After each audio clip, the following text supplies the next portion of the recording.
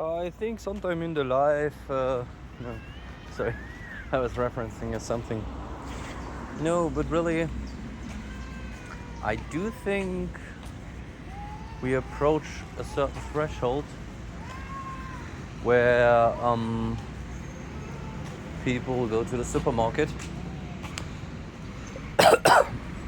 and they have some stuff in their hand, or they don't. It don't matter. But they're approaching like the cashier, and then they say to the cashier with a dead serious face, they say, do I have everything? But not like a sketch, this is like dead serious. Like, I don't know, you tell me. No, can you tell me if I have everything? Ma'am, I think it's your responsibility to know what you have and what you don't have. Okay? But back to the question, do I have everything? I think you should leave now. Please leave the store, okay? So, fuck you in regards to this. But let's switch the subject. Coming home from work after working a little bit longer, washing my feet, washing my ass, man. I'm not kidding, Because like down below the waist, it's just it's amazing how the human body can shoot body odors, whatever, of any kind, I remember when I was younger, I wasn't busy like creating stench, but how should I put this? I can't shower like 24/7. It's also unhealthy. But in the summer, like showering less than one day is like also extremely not cool, man. But yeah, what else? That is another subject. Third is just pure exhaustion. Like when your life source gets drained out of you, because of all of this that you're doing. You're like 110% for a job that you're not getting. Fuck it. Yeah, sure, buddy. Whatever. Try to sell that pipe dream to someone else. But not just that. After the exhaustion hits, it was quite nice to see that today we kind of skipped today, but tomorrow we sort of don't skip. But hopefully tomorrow will be a little bit quieter. And not just that, my dear friend. I think I should be able to manage to, how should I put this? Peace and quiet to read documents. That is all that I need. But there's always something coming up. Cleaning and driving and washing and planning and doing this and doing that and doing this and doing that. And yeah. The ironic thing is I also have like some sort of foot spray. Some anti-athlete's foot spray. And out of prophylaxis, I sprayed this onto my foot. The ironic part is just this in combination with sweaty feet creates a super hardcore stench, which is ironically sort of skipped by just using soap and water or not using the foot spray after all. So this is like the duality of man. You can choose the prophylactic therapy with your foot spray by creating a super stench, or you can skip it and get like hyper super stench in the long run. So this is one of these lose-lose situations. But regardless of this, the exhaustion, man. The exhaustion.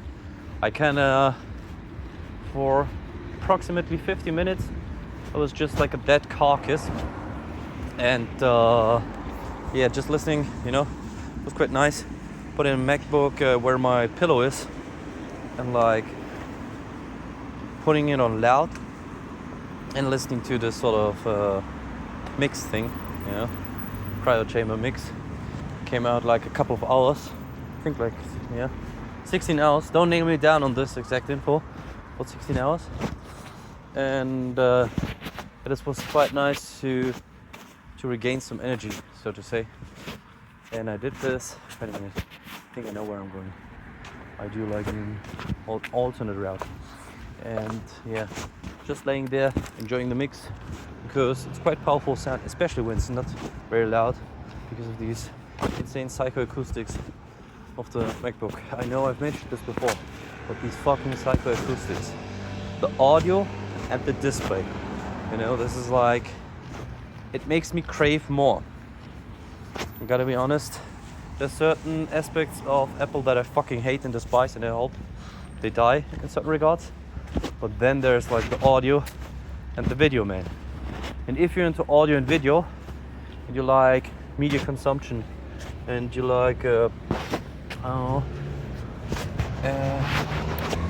like media creation, and you like alternative because you're an artist and whatnot. If you're into this sort of shit, the MacBook is definitely for you. If you're into basic bitch stuff and say, nah, I don't need nothing fancy, then you can definitely go ahead and skip the MacBook as well. But yeah, also the insane battery life, man, you know. With Linux and Windows, it's a little bit more dire with the battery saturation. Of course, more with Windows 11 than with Linux, of course. But this is also mostly because of, how should I put this? Yeah, the proper battery management in regards to this. So, if you pineapple pen wise combine, what is it? ARM and this unified memory access and the Linux stuff, you know, I think you could even enhance the battery life even more. And yeah, it's quite funny when you look at these packages. I fucking hate the Microsoft update channels. This feels like if there are multiple channels, because this feels like what is it? Like a straw. The updates feel like a straw, okay? And in order to let's say it's strawberry milk, and you have to pull with all your might and force strawberry milk from Alaska, you know, through Iceland and Greenland and Norway and Germany, finally arriving at your home. This is how it feels to update on Windows. And this has been the experience for, it was painful when it started with XP, and it got worse with Vista. I don't know if this kind of improved with Windows, with 7 and 8 and 8.1 and 10. I mean, the updates were reduced, yes, that is true, but they made them bigger.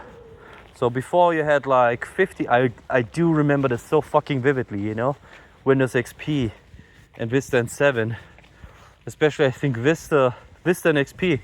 I remember this when with the end of life of those operating systems, or even 1 or 2 years ahead, they were like, I kid you not, you install XP, you click the fucking update button, and you got like, oh, nice trainway station, and you got like 250 updates. Like you could scroll down and down and down and down. This was like downloading, installing. At least it was like 5 or so at the time. But this got the shit going, you know, going all the way cloud. And while the main principle is good, you know, don't get me wrong, it's a necessary evil, the way they implemented it, because this Windows update channel, it fucking sucks. It's so slow, it's so painful, and I didn't even trust the shit, especially since 10. I think with 10 they started, I don't know if it has been with 15 H2 till 22 H2, but the fact remains, holy shit, I thought this was some sort of bike which is gonna kill me or something, or a big fat car. The fact remains that, how should I put this? It tells you, it's up to date. You search for it. Oh, by the way, I found another update. Why do you tell me you're up to date? And when I click, I found something new and you say you're up to date. When I do this with macOS or Linux stuff, this means that it's up to date. Meaning, if I search 1 or 3 or 4 or 5 times, up to date means up to date means up to date, you know? With Windows 11, you never know what you get. And also Windows 10. This was also the issue with 10. And of course it got worse with 11. Why shouldn't it? And yeah. So search for the update again. get another update, restart. We are already up to date. Okay, search. Oh, by the way, we found another update. So what is it? Is it yes or is it no? Why can't you precisely answer? Why did it take you 50 years only to display shitty answers? 50 years, you know? You had 50 years time to get a yes or no answer. We're talking binary, we're talking digital electronics. And you are still fucking with me and are in an uncertainty field. And the update channels are slow. Like I said, strawberry milk from Alaska to Germany, and you have to pull, you have to suck, you know. And then you get like a super slow drip, you know, like only partially a drip and another drip. And it's not just this. You are sharing this update channel with maybe 50 million other users, I feel. And that's why it slowly displays like the percentage, which is also quite weird that they even show the percentage. This is way too advanced. You stupid user. Stop using this. So maybe Windows 12 was just a funny circle with the bouncy dots and whatnot. And yeah, what else is there? With the other operating systems, you on one hand you have macOS, which is just also insane. You know, one teeny tiny update. Okay, here you go. Download 15 gigabytes. Another teeny tiny update. Okay, here you go. 15 gigabytes. So this is also fucking insane, man. I'm insane on a different level. But at least when you search something, there's nothing new. You know? Maybe this has also been a bug in the past or whatever. And then you have Linux. I don't know how it is, especially with these update channels, but you can get like alternate update channels. You can even host your own update channel, I suppose, if you or pre-filter the stuff, you know. And this is nice. This is what we want, you know. We don't want one fucking straw where 50 people suck on this. This is no bueno. And yeah, very painful, very slow.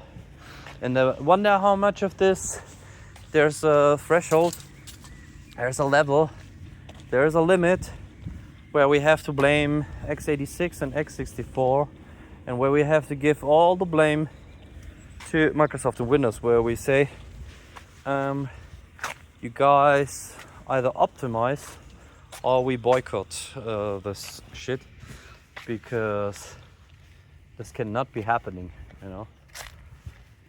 Even though some people might enjoy this, you know, click update and watch, restart and click update and do this again and again.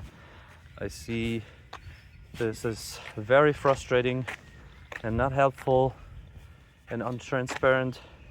It's just wasting time and energy, and you're not providing any information in regards to this as well. So it just slows down the process. So why would you be such an annoying fuck about this? Makes no sense to me. But then again, there's also the fact that the operating system doesn't allegedly create any value.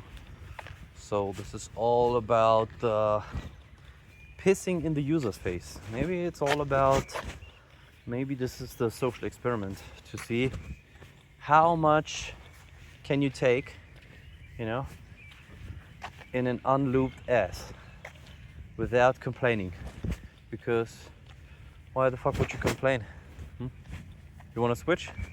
Show me, bitch ass, you know? No, this is what people say, bitch ass, N-word. Yeah. But I suppose you won't.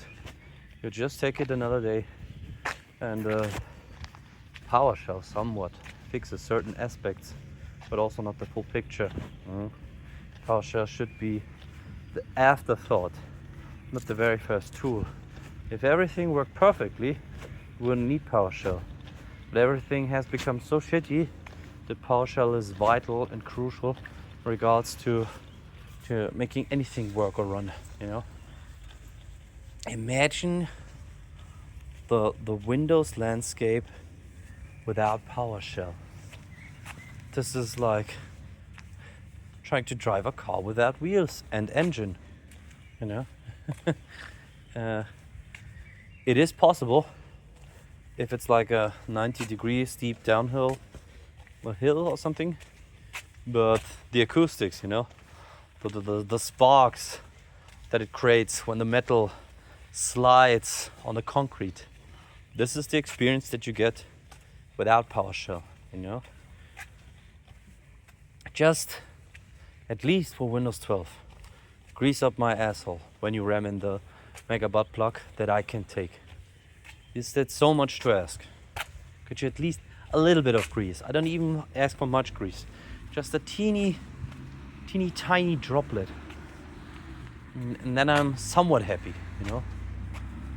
But yeah, this is in regards to that. So yeah, since it's still vital and crucial for audio stuff, kind of forced to say Windows, you know. But I do keep in mind the emulation aspects in regards to macOS or Linux, in regards to faking, new technology, anti-kernel kind of software with Wine and Proton and Winetricks and whatnot. Do keep that in mind. Try to keep an eye on that. Also Flatpaks and whatnot. I know Flatpaks are the Antichrist, but yeah, this is what I think. Maybe this helps you in regards to this. So let me know.